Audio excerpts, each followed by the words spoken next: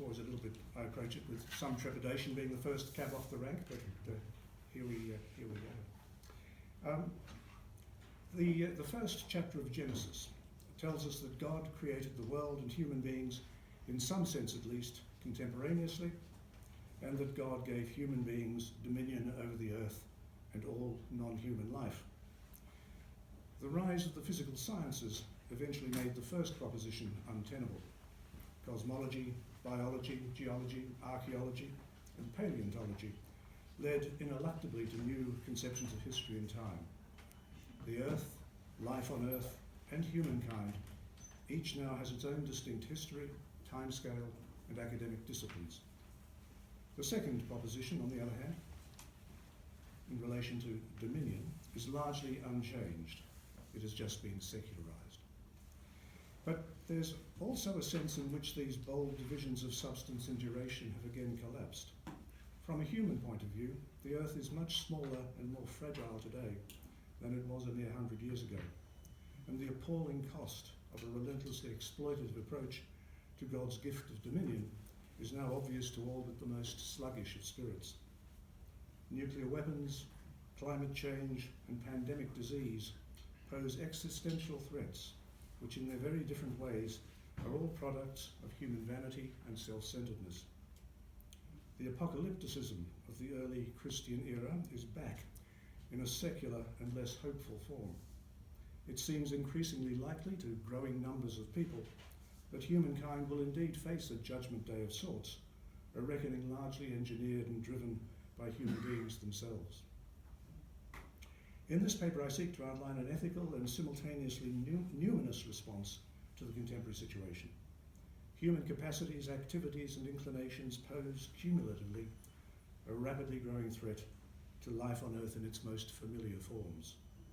A global threat, no matter how multifaceted, demands a global response, and this, I would argue, if it is to be effective, must now include a genuinely shared and mutually compelling sense of good and evil. We need a recognizably global ethic of some kind that is more than the sum of humanity's existing declarations of rights and freedoms, wars of intercession, and judicial systems of redress. A concrete ethic of global responsibility, which normalises altruistic behaviours while at the same time greatly extending their scope.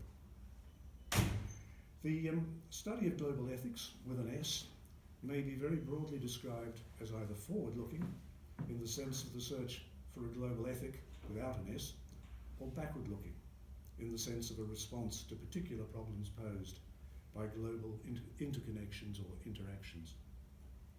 The forward-looking search for a global ethic is both a search for universal values and for a better understanding of what might reasonably be thought to constitute truly global obligations and responsibilities.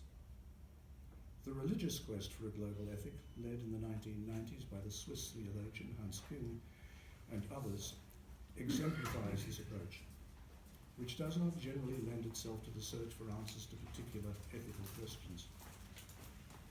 On the other hand, a focus on specific ethical problems of interconnection and interdependence resulting from globalization, problems of war and peace, trade and aid, poverty and development, distributive justice, bioethics, climate change, etc., seems to the philosopher and ethicist J. Drydick to conform well with the actual balance of discussions within the field, which leans much more heavily towards cross-boundary issues than to the adequacy of universal values and global norms. There remains a need, however, for a normative understanding of what it means to do global ethics well. This may, says Drydick, include some general principles that are necessary for doing any ethics at all well, but we have still to ask whether there is anything truly global about them. He argues that every proposed answer to a global problem must in principle be justifiable to a global public, and concludes that to do global ethics at all well means to observe principles of inclusivity and solidarity that give due consideration to everyone's values and moral thinking, and show equal concern for everyone's well-being and agency. He naturally wonders, though, whether this is in fact possible on a global scale, and if so, how it can be done and how extensively. In this paper, global ethics assumes an essentially forward-looking form. It belongs to the search for a global ethic, though not strictly speaking to the quest for universal norms and values. Its focus is on the transcendent, on the things that take us out of ourselves, and rests more on religious than on purely secular assumptions. Not least because it's convinced that an anthropocentric humanism will never on its own be sufficient to deliver us from hubris, violence, spoliation, and excess. The conviction that human beings do not begin and end with themselves in their knowing is, I believe, the necessary condition for the construction of an ethic of care and preservation that encompasses all creation. The word globalization is most often described from one or two principally economic points of view, where it is seen as a blessing by those who believe the regulatory powers of the nation state to constrain freedom unnecessarily, and as a curse by the critics of capitalism who believe those constraints to be already weak and in need of no further attenuation. To the extent that the debate is simply left to run in these channels, it becomes, like most debates across deep ideological divides, largely predictable. Scott Paith believes public theology to provide opportunities for the construction of a somewhat different approach to globalization, which highlights its potential to enhance both individual and general well-being, while at the same time contributing to the creation of a just and ecologically sustainable future. Now, it can hardly be denied that globalization, by facilitating the cross-border movement of people, capital, goods, services, information, and ideas, has done much to enrich human life in many parts of the world. Its dark side, though, reflects an unbounded confidence in the ability of the autonomous individual to impose his or her particular will on the world, and a comprehensive failure to acknowledge the sustainable limits of human action. A single species now rules the planet, having embraced as its modus operandi and measure of progress the pursuit of infinite growth in the production and consumption of finite material resources. The present-day global impact and long-term consequences of human agency are unprecedented and have greatly outstripped any remediating sense of shared responsibility for the welfare of future generations and the wider community of life. Human beings are not bound, though, to existing realities and narratives of globalization. They are free to imagine peaceful and sustainable alternatives that have the potential to transcend the moral and political limitations of state and race, and to build much-needed confidence in the idea of a truly global ethic, a sense of moral purpose shared across national, cultural, ethnic, and religious lines.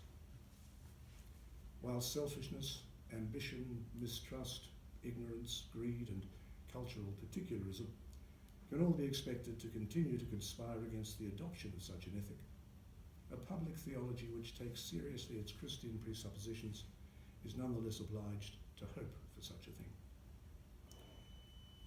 In 1993, the Parliament of the World's Religions adopted a Declaration of the Religions for a Global Ethic, drafted by Hans Kuhn. Leonard Swidler, a professor of Catholic thought and interreligious dialogue at Temple University in the US, produced his own rather similar framework for a universal declaration of a global ethic at much the same time.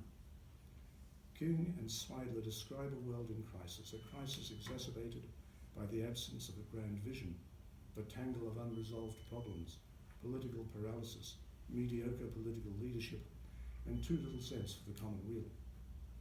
Against this background, the declarations affirm the essential unity of the human family, and with this the 1948 Universal Declaration of Human Rights, whose proclamations they confirm and deepen from the perspective of an ethic that seeks fully to realize the intrinsic dignity and freedom of the human person, the equality in principle of all humans, and the necessary solidarity of all humans with each other. King here looks to religion to provide what obviously cannot be attained by economic plans, political programs, or legal regulations alone. A change in the inner orientation, the whole mentality, the hearts of people, a conversion from a false path to a new orientation for life. And that's clearly a quotation from Human life is inherently social, and a stable, life-preserving sociality is sustainable only in the presence of generally observed, and at least in some measure, culturally specific norms and standards of behaviour.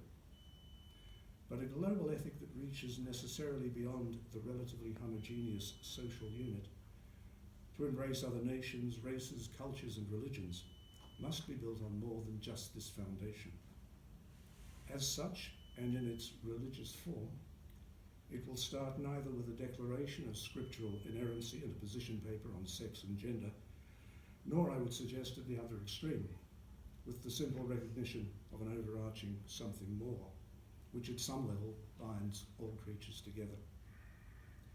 It will, on the other hand, almost certainly include, as King and Sweidler demonstrate, the affirmation of rights and freedoms set out in the now paradigmatic Universal Declaration of Human Rights. King warns, though, that an ethic is more than rights, and that for the religions merely to repeat statements from that declaration would make a global ethic superfluous. So the following elements of a global ethic, and there are 6 of them, draw substantially on the Christocentric and intensely relational theology of Dietrich Bonhoeffer, which readily lends itself to such work. They are perhaps, I think, best described not as principles, values or norms, but rather as ways of seeing that have the potential to give people subjective and largely independent access to a truly global ethical perspective. The first element takes seriously the unity of God's creation and its implications. To say that God created the world is, in the context of a global ethic, to bring the world into relation with the divine mind and will, and to see it as a gift of grace rather than the largely accidental product of a fortuitous confluence of insentient elements. The notion of a creator fosters in human beings the idea that the world has been made to some good end, that it has an overarching meaning and purpose which exceeds their own transient personal ambitions. It nurtures gratitude, humility, and intimations of stewardship. It's a short step from the conceptual unity of creation to the interdependence of particular things. But what is now, for many people, an increasingly obvious and compelling way of seeing the world is still not one that may generally be said to determine their way of being in the world. We are, as Pope Francis observes, in such grave danger now because we have turned our backs on some fundamental life-sustaining truths. Everything is connected. Humanity is one family. But any sure sense of connection with a larger life, a transpersonal and transhuman life, has been deadened by the dominant technological paradigm, which encourages the powerful to press on with their ruthless exploitation of the Earth's finite resources. To the extent, though, that people are in fact willing and able to take seriously and steadily into account these fundamental notions of unity and interdependence, then no matter how small the actual world of their everyday experience, the arrival of someone or something new from outside should not threaten or discomfort them simply because it comes from outside. As William Schweiker says, a good person can intend well within narrow confines, but responsible existence today implies the ability to move in and between very different worlds in ways that respect and enhance the integrity of all life. The second element adopts a radical view of otherness. The human self-consciousness, Bonhoeffer tells us, is embedded in an experience of duality, the absolute duality of God and humanity. This life-giving distinction, this essential I and other, is the basis of all such distinctions. God gives us other people, and other people show us God. Only through God's active working, says Bonhoeffer, does the other become a you to me from whom my I arises. You character is in fact the essential form in which the divine is experienced. In this way, the isolated individual becomes a socially connected person ever and again through the other in the moment. I truly exist only and always in relation to the you, and thus in response to the claim of another, which I may either accept or reject. All ethical life stands on this foundation. Without it, there can be no genuine self-understanding. Ethical life is thus possible only in conjunction with an other-directed sociality, which demands of every human being a proper sense of limitation, a certain natural humility. The experience of transcendence is for us the experience of God and other people. Without this, we cannot truly be said to exist at all. The third element takes into account the nature of the human encounter with God. Bonhoeffer famously describes God as the encounter with Jesus Christ, the human being for others, and our relationship with God as a new life in being there for others through participation in the being of Jesus. Here again, it is other people who draw the I out of itself. God, says Bonhoeffer, confronts us at every step. Jesus Christ, God himself, speaks to us from every human being. The other person, this enigmatic, impenetrable you, is God's claim on us. In this way, God becomes visible in the concrete you of social life and moves other human beings out of the world of things and into the social sphere of persons. The fourth element embraces a particular view of freedom. The idea of the common good necessarily challenges conceptions of well-being rooted in the individual maximization of freedom and happiness. It depends rather on the conviction that all genuine human flourishing must have a social dimension. Bonhoeffer believed human freedom to have its origin in God's own free decision to be bound through Jesus Christ to historical human beings. Freedom is a badge of our God-likeness, for only in that which is itself free could the free creator behold the Creator. It is important to remember, though, that God has chosen to be free for rather than from human beings, which means that human beings too can be free only for others. It is this act of God uniquely that draws God's self into God's creation. There is also, though, a freedom which is ours by virtue of Christ's role as mediator of every creaturely relationship with God. There is, says Bonhoeffer, no way from us to others than the path through him. This means that I must allow other people the freedom to be Christ's and to encounter me only as the persons that they already are for Christ. In every important way, says Marilyn Robinson's pastor John Ames in her luminous novel Gilead, we are a mystery to each other. And I quote from that novel now.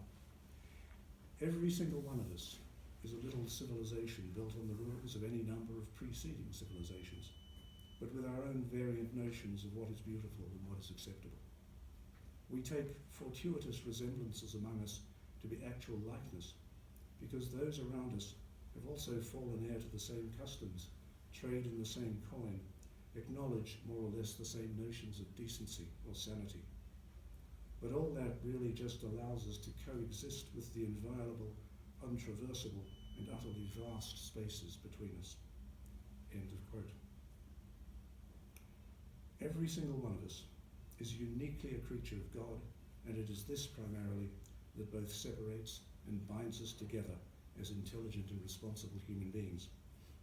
We are bound by a shared creatureliness and separated by a diversity which, in the religious sense, makes every human being essentially unrepeatable in the eyes of God.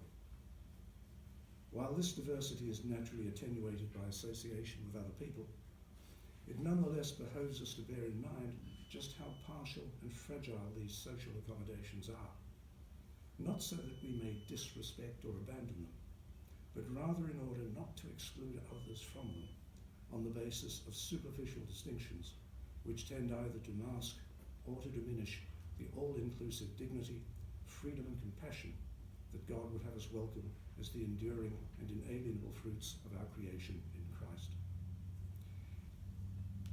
The fifth element reflects on the notion of responsibility and its implications.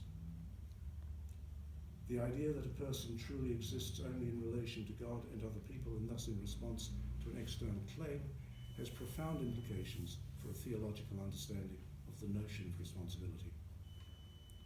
Human life is essentially responsible because it is inseparable from the existence-defining encounter with other human beings.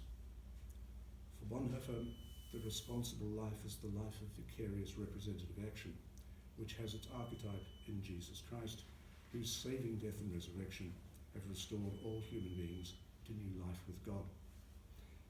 Vicarious representative action is always responsible, and it is always concrete, but it is never fixed in advance once and for all by a principle. Responsible action is in fact inescapably worldly. It takes place in the sphere of relativity, completely shrouded in the twilight that the historical situation casts upon good and evil. As such, it must decide not simply between right and wrong, good and evil, but between right and right, wrong and wrong.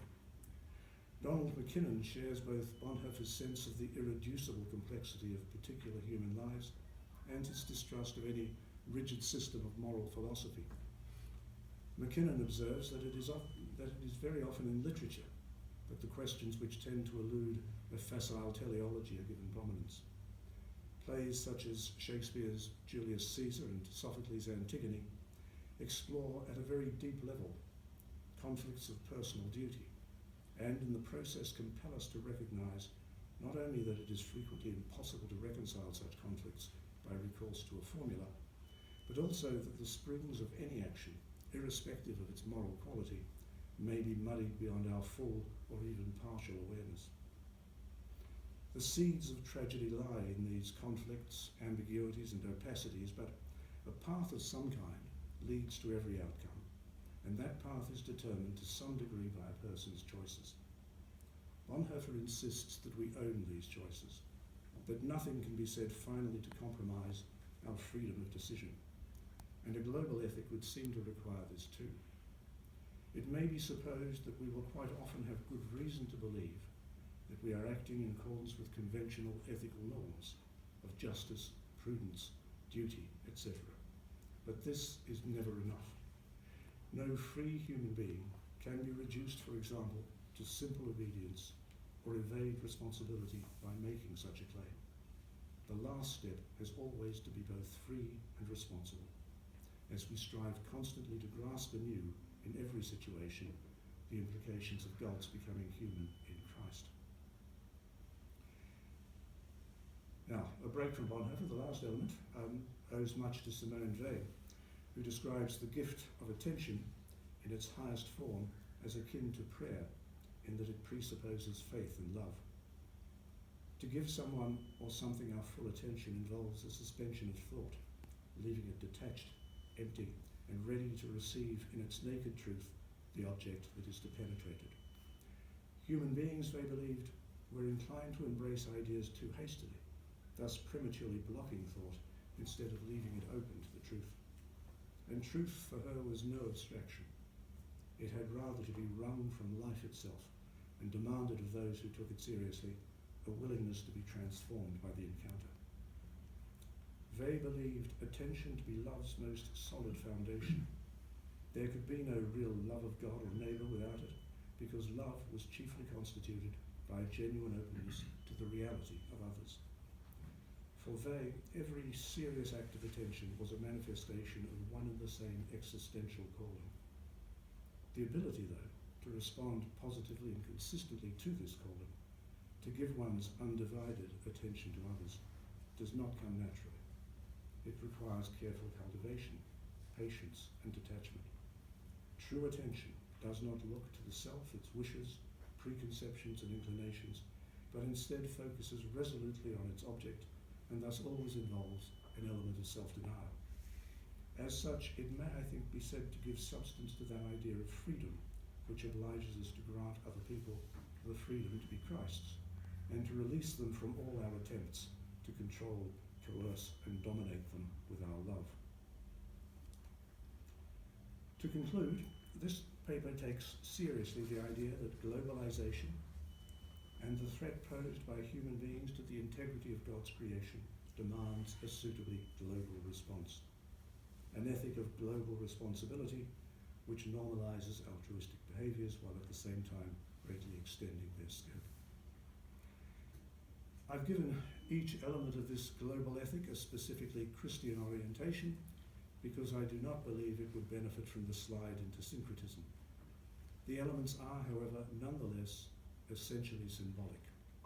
They point away from themselves and are intended as such to be evocative and inclusive rather than dogmatic and alienating. Their religious and cultural locations are obvious, but not irreplaceable. The search for such an ethic faces formidable obstacles. It will always struggle to find a way between the bland and the overly particular.